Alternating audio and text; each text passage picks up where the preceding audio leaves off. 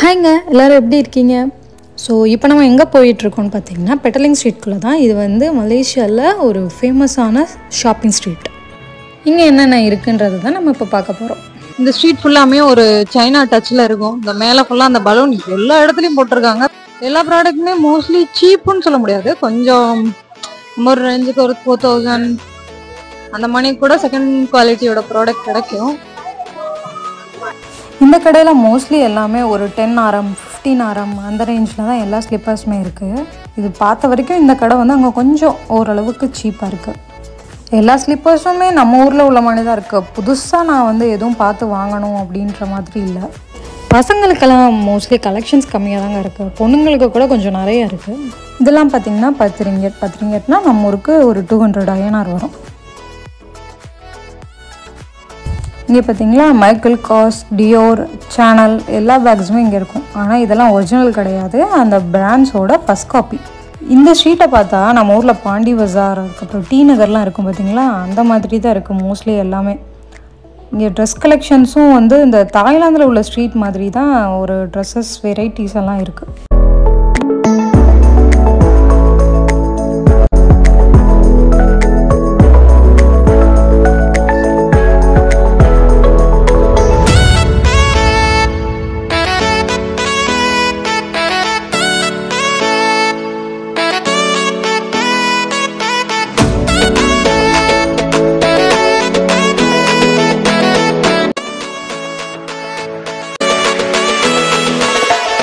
மலேசியாவின் அடையாளமான twin tower பொம்மைகள், இந்த மாதிரி ஃப்ரிட்ஜ் மேக்னெட் இதெல்லாமே இங்கே இருக்குது.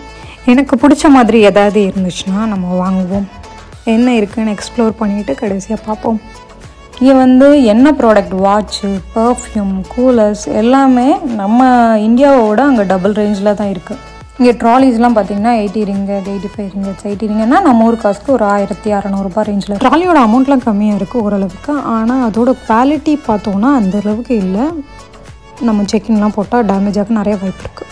இந்த பொம்மை உங்களுக்கு ஞாபகம் இருக்கா?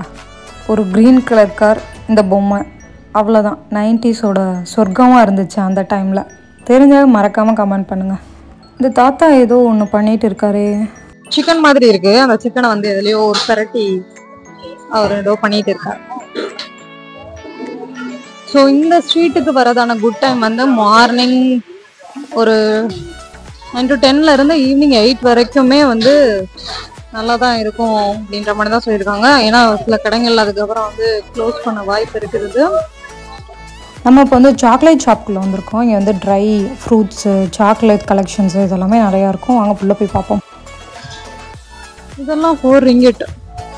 Mixed mochi, mixed cake. கண்ணை பறிக்கிறது பார்க்கும்போது.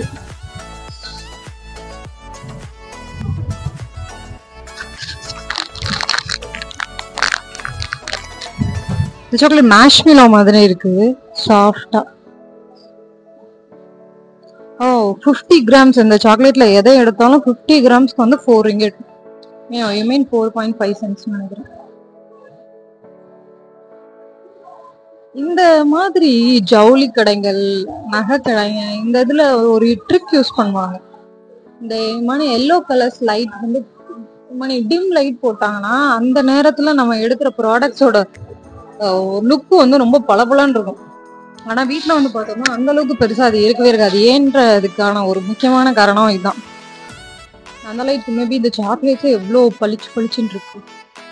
மின்னுது, மினுக்கு மின்னுது. இது வந்து புளிப்பா இருக்கும்ல, அது ஃபுல்லா இது. ஆல்மண்ட் டார்க் சாக்லேட் எவ்வளோனா 15 ரிங்கட்ஸ் ஒரு பேக்கெட். இது ஃபுல்லா 15 ரிங்கட்ஸ். டார்க் சாக்லேட்ஸ் அது ஃபுல்லா. துரியன் ஃப்ரூட்ல ஏதோ வச்சிருக்காங்க. துரியன் ஏதோ சாக்லேட்ல, துரியன் ஃப்ரூட்லயே சாக்லேட் பண்ணிருக்காங்க.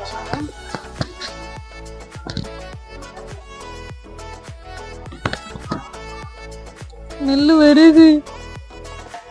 இந்த பாக்ஸ் பக்கத்துல வைக்க முடியல. 5 RM 5% ஆவா, சும்மா கண் துடைப்புக்காக போடுறது. அஸ் அ மார்க்கெட்டிங் எம்ப்ளாயி நான் சொல்றதை நல்லா கவனிச்சுக்கோங்க. வாழ்க்கை கருத்துக்கள், நீங்க என்னோட vlog பாத்தீங்கன்னா உங்களோட வாழ்க்கை கருத்துக்கள் வந்து இம்ப்ரூவ் ஆகும். நீங்க வந்து எங்கெங்க வந்து ஒரு இடத்துல வந்து டிஸ்கவுண்ட் போட்டிருக்காங்க, அப்படி இல்லாட்டி வந்து ஒருத்தவங்க ஃபோர்ஸ் பண்ணி இதை வாங்க சொல்றாங்கன்னா அதுக்கு பின்னாடி அவங்களோட மார்க்கெட்டிங் ஸ்ட்ராட்டஜி தான் இருக்கு. அது உண்மைக்குமே உங்களுக்கு தேவைப்படும் அந்த கன்சர்ன்லாம் யாரும் சொல்ல மாட்டாங்க. அதுக்கு பின்னாடி இப்படி ஒரு இது இருக்கு. ஸோ அவங்க யார் உங்களை இன்சஸ்ட் பண்ணாலும் அது வேணுமா அப்படின்றத பார்த்துட்டு தான் நீங்க வாங்க. தாய்லாந்துலயும் இங்கேயும் உங்களுக்கு பிடிக்காத ஒரே ஒரு விஷயம், ஷ்ரிம்ப்னு ஒண்ணு வைக்கிறாங்க. அதை போட்டு என்ன ஃபுட்டு பண்ணாலும் கண்ட்ரோலியா இருக்கு. அது ஒரு மாதிரி நல்லாவே இல்லை, எனக்கு பிடிக்கல. அதை போட்டு ஃப்ரைட் ரைஸ் பண்ணாலும் சரி, அது மூலியமா அந்த ராமன் அந்த மணியில போட்டாலும் சரி, நல்லாவே இல்லை. இப்பதான் வந்து இந்த ஸ்டோர் எல்லாம் வந்து பின்னாடி தெரியுதா, இது எல்லாத்தையுமே இனிமேதான் ஓபன் பண்ணுவாங்க போல. கொஞ்சம் நேரம் ஆக ஆக எல்லாம் கவர் பண்ணி வச்சிருக்காங்க பாக்ஸா. இந்த ஸ்டோல் போட்டுட்டு இருக்காங்க பாருங்க. இந்த இதுதான் வந்து நைட் போகும்போது கவர் பண்ணிடுவாங்க போல. இந்த மாதிரி அவங்க வந்ததுக்கு அப்புறம் இந்த மாதிரி ஓபன் பண்றாங்க. இப்பதான் கொஞ்சம் கொஞ்சமா நிறைய இதை ஓபன் பண்ணிட்டு இருக்காங்க.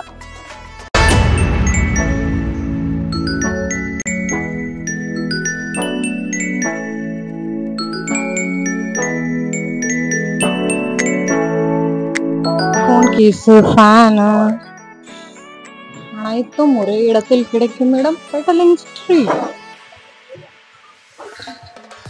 பின்னாடி பாத்தீங்களா சன் கிளாஸஸ். ஸோ இது வந்து நான் எவ்வளோன்னு கேட்டேன், ஒரு 10 to 20 ரிங்கெட்ஸ்குள்ளே வரும். ஸோ அப்போ நம்ம ஊர் காசுக்கு பார்த்தோன்னா ஒரு 200 to 300 rupees கிட்ட வரும்.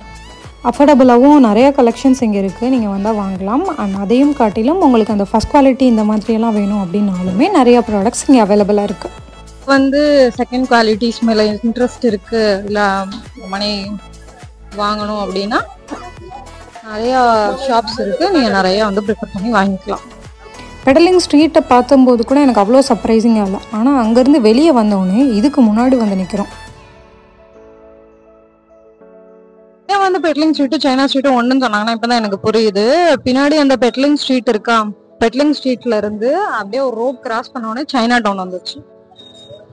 இதுதான் வந்து சைனா டவுன், விச் மீன்ஸ் எல்லாமே வந்து சைனீஸ் பேஸ்டில் இருக்கும் எல்லாம்.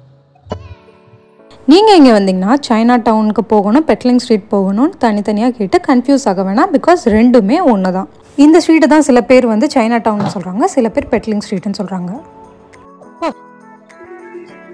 ஃபுல்லாமே பிளாஸ்டிக் பிளாஸ் தான், ஒரிஜினல் பிளாஸ் கிடையாது. ஓ இது பார்த்தீங்களா, அதான் இருக்குல்ல. பொதுவாக பிள்ளைங்களுக்கு டெடி பியர்ஸ் ரொம்ப விருப்பப்பட்டு வாங்குங்க அப்படின்னு இது வரைக்கும் நான் ஒரு டெடி பியரும் வாங்கினது. எனக்கு அது மேலே இஷ்டமே இல்லை. ஒரிஜினல் அனிமல்ஸ் அப்படி அதை வச்சு என்ன செய்ய, இதை வச்சு விளையாடவும் முடியாது.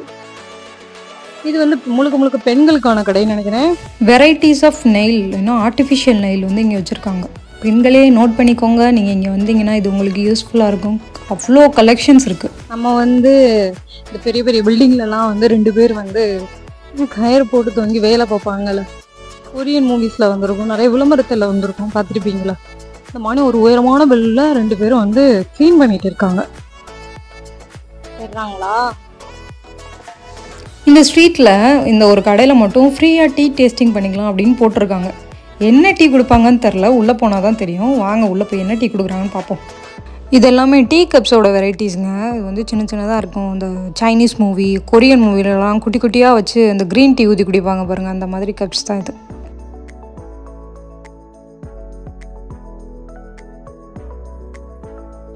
ஆமாம், வெறும் ஹாட் வாட்டரில் வெறும் டிகாஷன் மட்டும் போட்டிருக்காங்க.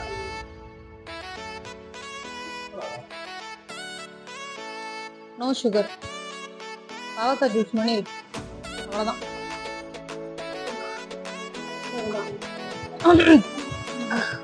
அவர் மாதிரி மூஞ்ச துளிக்க முடியாதுன்னு தான் வந்து எதுவும் செய்யலை. பட் ஆனால் செம்ம கசப்பு, நம்மளுக்குலாம் செட் ஆகுது. இந்த கிரீன் டீ மக்களுக்கு இது செட் ஆகும். நம்மலாம் ஜிஞ்சர் டீ குரூப்ஸ். அந்த சைனா டவுன்லேயே வந்து கொஞ்சம் தூரம் நடந்து வந்தீங்கன்னா இந்த ஸ்ட்ரீட் இருக்கும். இது வந்து இன்ஸ்டாகிராம் ஃபோட்டோ ஸ்பாட்டுக்குன்னே உள்ள ஸ்பெசிஃபிக் ஏரியா. நம்மளும் போய் இன்ஸ்டாகிராமுக்கு ஒரு 2-3 ஃபோட்டோ தேடிட்டு வருவோம்.